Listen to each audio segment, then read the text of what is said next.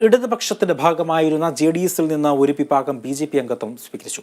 പാലോട് സന്തോഷിന്റെ നേതൃത്വത്തിലായിരുന്നു അംഗങ്ങളുടെ ബിജെപി പ്രവേശനം. എൽഡിഎഫിന്റെ പതനം ആരംഭിച്ചെന്ന ചടങ്ങിൽ കേന്ദ്രമന്ത്രി പ്രകാശ് ജാവ്ദേക്കർ പറഞ്ഞു.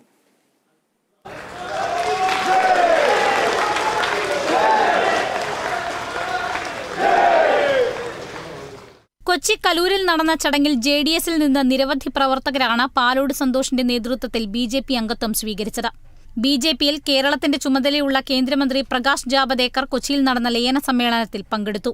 ഇന്നൊരു ചരിത്ര നിമിഷമാണെന്നും എൽഡിഎഫിനെ അധികം വൈകാതെ ജനങ്ങൾ അധികാരത്തിൽ നിന്ന് വലിച്ചു താഴെയിടുമെന്നും അദ്ദേഹം പറഞ്ഞു. Today is a historical day, and I will tell you, this is just beginning of breaking of LDF. We will see if people drive them out of power very soon. I know some of their party members still are in LDF, but you will see many more people coming to BJP way because they want an NDA way. They want to join this development progress. What Modi ji has done.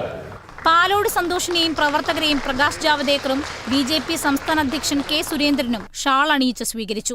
പ്രധാനമന്ത്രി നരേന്ദ്രമോദിയുടെ നേതൃത്വത്തെ ദേശവ്യാപകമായി അംഗീകരിക്കുന്നുവെന്നും അതിനുള്ള പിന്തുണയാണ് രാജ്യത്തിന്റെ വിവിധ ഭാഗങ്ങളിൽ നിന്നായി ബിജെപിക്ക് ഉണ്ടായിക്കൊണ്ടിരിക്കുന്നതെന്നും കെ സുരേന്ദ്രൻ പറഞ്ഞു. ശോഭാ സുരേന്ദ്രനും ചടങ്ങിൽ പങ്കെടുത്തു. Kerala vision news, Kochi.